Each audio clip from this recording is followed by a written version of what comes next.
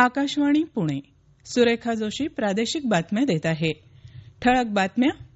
समाजातील प्रत्येक व्यक्तीला जगवण्याची जबाबदारी समाजाची, मुख्यमंत्री देवेंद्र फडणवीस यांचं प्रतिपादन. फ्रान्समधील कान आंतरराष्ट्रीय चित्रपट महोत्सवासाठी 4 मराठी चित्रपटांची निवड. वेव्ज परिषदेसाठी माध्यम प्रतिनिधींच्या नोंदणीकरता येत्या बुधवारपर्यंत मुदतवाढ. आणि कवी केशवसूत यांच्या रत्नागिरीतल्या मालगुण गावात पुस्तकाचं गाव उपक्रमाचा प्रारंभ.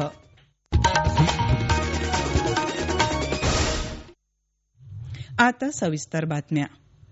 समाजातील प्रत्येक व्यक्तीला जगवण्याची जबाबदारी समाजाची आहे, असं प्रतिपादन मुख्यमंत्री देवेंद्र फडणवीस यांनी काल पुण्यात केलं.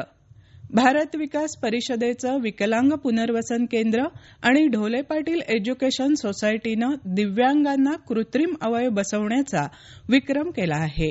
या विक्रमाची नोंद गिनीज वर्ल्ड रेकॉर्डमध्ये झाली असून त्याचं प्रमाणपत्र काल प्रदान करण्यात आलं. या सोहळ्यात मुख्यमंत्री बोलत होते. केंद्रीय राज्यमंत्री मुरलीधर मोहोळ, राज्याचे मंत्री चंद्रकांत पाटील यांच्यासह अन्य मान्यवर यावेळी उपस्थित होते. भारत विकास परिषद आणि ढोले पाटील एज्युकेशन सोसायटीनं अत्यंत नियोजनबद्ध व्यवस्था करून सेवा आणि समर्पण भाव ठेवून दिव्यांगांना कृत्रिम अवयव देण्याचा एक नवीन जागतिक विक्रम केला.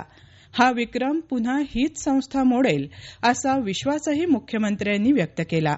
या कार्यक्रमापूर्वी माध्यमांच्या प्रतिनिधींशी बोलताना मुख्यमंत्री म्हणाले, भारत विकास परिषदेने एक नवीन वर्ल्ड रेकॉर्ड केला आहे. यापूर्वी दिव्यांगांना जे इम्प्लांट्स लावले जातात त्याचा जो रेकॉर्ड होता तो या ठिकाणी मोडण्यात आलेला आहे आणि पूर्वीच्या रेकॉर्डपेक्षा दुप्पट काम अर्ध्या काळात करण्याचं, एका दिवसात 4 तासात करण्याचं काम जवळपास 800 पेक्षा जास्त दिव्यांगांना 4 तासाच्या आत इम्प्लांट्स लावण्याचं काम झालेलं आहे. गिनीज बुकने या रेकॉर्डला मान्यता दिलेली आहे आणि आता त्याचं सर्टिफिकेट प्रदान करण्याचा सोहळा आहे. हा याकरता महत्वाचा आहे की याच्यामध्ये अनेक दिव्यांगांचं कल्याण झालेलं आहे, त्यांना इम्प्लांट्स मिळालेले आहेत. खूप मोठा सामाजिक आशय आहे आणि म्हणूनच अशा प्रकारचा कार्यक्रम असल्यामुळे आम्ही सगळे या ठिकाणी आलो आहोत. महिला आणि बालविकास विभागानं पिंक ई रिक्षा योजनेच्या माध्यमातून महिला सक्षमीकरणाच्या दिशेनं महत्वाचं पाऊल टाकलं आहे, असं प्रतिपादन मुख्यमंत्री देवेंद्र फडणवीस यांनी काल नागपूर इथं केलं. या योजनेअंतर्गत नागपूर जिल्ह्यातील 50 पात्र महिला लाभार्थ्यांना फडणवीस यांच्या हस्ते पिंक ई रिक्षा वितरित करण्यात आल्या. त्यावेळी ते बोलत होते. दरम्यान उपमुख्यमंत्री अजित पवार यांच्या हस्ते आज पुण्यात 60 पिंक ई रिक्षा वितरित करण्यात येणार आहेत. महाराष्ट्र चित्रपट, रंगभूमी आणि सांस्कृतिक विकास महामंडळानं फ्रान्समधील कान आंतरराष्ट्रीय चित्रपट महोत्सवासाठी 4 मराठी चित्रपटांची निवड केली आहे. यात स्थळ, स्नोफ्लॉवर आणि खालिद का शिवाजी या 3 मराठी चित्रपटांचा समावेश आहे. तसंच जुनं फर्निचर या चित्रपटाची विशेष निवड करण्यात आल्याची घोषणा सांस्कृतिक कार्यमंत्री अॅडव्होकेट आशिष शेलार यांनी काल दादर इथं पत्रकार परिषदेत केली. फ्रान्समध्ये येत्या 14 ते 22 मे या कालावधीत कान चित्रपट महोत्सव होत आहे. भारतरत्न डॉ. बाबासाहेब आंबेडकरांच्या विचारांना जागतिक व्यासपीठावर नेण्याचा संकल्प असल्याचं सांस्कृतिक कार्यमंत्री आशिष शेलार यांनी काल मुंबईत सांगितलं. संविधानाचा अमृत महोत्सव आणि डॉ. बाबासाहेब आंबेडकर यांच्या जयंतीनिमित्त सादर करण्यात आलेल्या जागर संविधानाचा गौरव विश्वरत्न डॉ. बाबासाहेबांचा या सांगीतिक कार्यक्रमात ते बोलत होते. डॉ. बाबासाहेब आंबेडकर यांनी संविधानातून दिलेली मूल्य, तत्व आणि विचार जगाला मार्गदर्शक आहेत. त्यामुळे अमेरिका आणि युरोपमधील विद्यापीठात यासंदर्भात चर्चासत्र, शोधनिबंध सादर करण्यात येतील, असं शेलार म्हणाले. माध्यमांकडून मिळालेल्या चांगल्या प्रतिसादाच्या पार्श्वभूमीवर world audio visual and entertainment summit अर्थात वेव्ज 2025 साठी माध्यम प्रतिनिधी नोंदणीची मुदत 3 दिवस वाढवण्यात आली आहे. आजपासून बुधवारपर्यंत यासाठी नोंदणी करता येणार आहे. येत्या 1 ते 4 मे दरम्यान मुंबईत ही परिषद होणार आहे. wevsindia.org या संकेतस्थळावर या नोंदणीसाठी संपर्क साधावा, असं संयोजन समितीतर्फे कळवण्यात आलं आहे.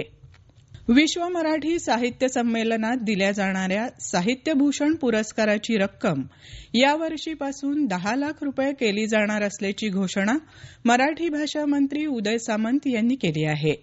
सामंत यांच्या उपस्थितीत कवी केशवसूत यांचं रत्नागिरी जिल्ह्यातील मालगुण हे पुस्तकाचं गाव म्हणून घोषित करण्यात आलं. त्यावेळी ते बोलत होते.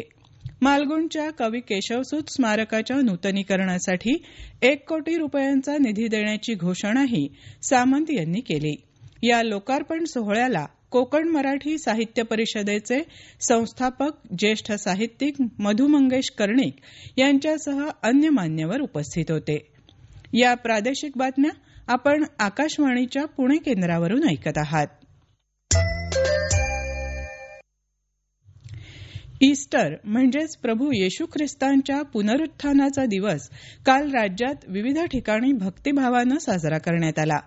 यानिमित्त ठिकठिकाणच्या चर्चमधून विशेष प्रार्थनेसह अनेक कार्यक्रमांचं आयोजन करण्यात आलं होतं. देशभरात 8 एप्रिलपासून पोषण पंधरवडा सुरू आहे.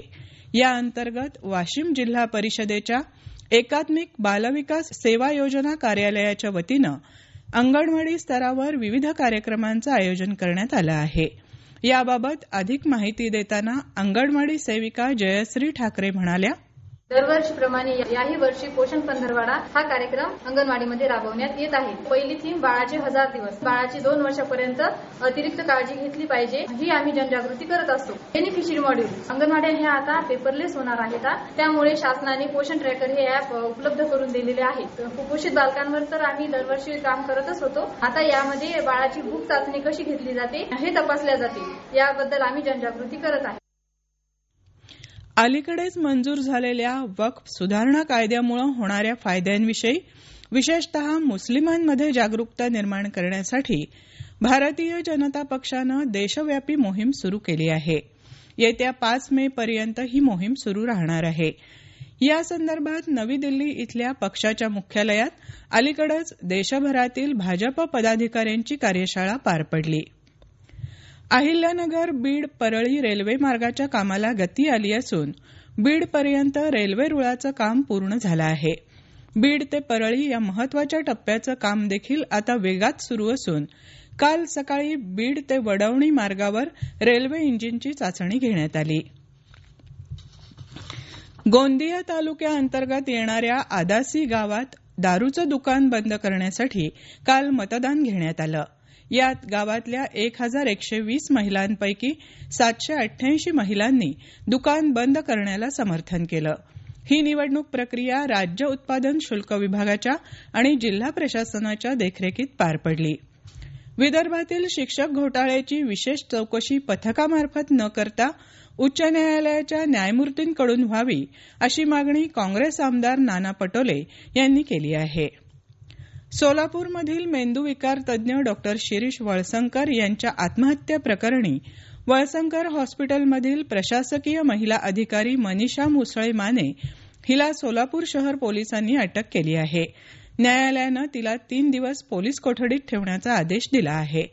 आत्महत्येपूर्वी डॉक्टर वळसंकर यांनी लिहिलेल्या चिठ्ठीत मनीषा मुसळे माने हिच्यामुळेच टोकाचं पाऊल उचलत असल्याचा आरोप केला असल्याचं वृत्तसंस्थेच्या बातमीत म्हटलं आहे. आयपीएल क्रिकेट स्पर्धेत काल झालेल्या पहिल्या सामन्यात रॉयल चॅलेंजर्स बंगळुरू संघानं पंजाब किंग्स 11 संघाचा 7 गडी आणि 7 चेंडू राखून पराभव केला. पंजाब संघाचं 157 धावांचं लक्ष्य बंगळुरू संघानं देवदत्त पड्डीकल आणि विराट कोहली यांच्या अर्धशतकाच्या जोरावर सहज पार केलं. दुसऱ्या सामन्यात मुंबई इंडियन्सनं चेन्नई सुपर किंग्स संघाचा 9 गडी राखून पराभव केला. चेन्नईनं 176 धावांचं लक्ष्य दिलं होतं. मुंबईनं रोहित शर्मा आणि सूर्यकुमार यादव यांच्या नाबाद तडाखेबंद अर्धशतकांच्या जोरावर 26 चेंडू राखत हे लक्ष्य पूर्ण केलं. हवामान. राज्याच्या बहुतांश भागात कमाल तापमानात सरासरीच्या तुलनेत वाढ झाली आहे. येत्या 24 तासात विदर्भात तुरळक ठिकाणी उष्णतेची लाट येण्याची शक्यता असून कोकण आणि मध्य महाराष्ट्रात तुरळक ठिकाणी पाऊस पडण्याची शक्यता हवामान विभागानं व्यक्त केली आहे. शेवटी पुन्हा ठळक बातम्या. समाजातील प्रत्येक व्यक्तीला जगवण्याची जबाबदारी समाजाची. मुख्यमंत्री देवेंद्र फडणवीस यांचं प्रतिपादन. फ्रान्समधील कान आंतरराष्ट्रीय चित्रपट महोत्सवासाठी 4 मराठी चित्रपटांची निवड. वेव्हसाठी माध्यम प्रतिनिधींच्या नोंदणीकरता येत्या बुधवारपर्यंत मुदतवाढ. आणि कवी केशवसूत यांच्या रत्नागिरीतल्या मालगुंड गावात पुस्तकांचं गाव उपक्रमाचा प्रारंभ. आकाशवाणी पुणे केंद्रावरचं प्रादेशिक बातमीपत्र संपलं. नमस्कार.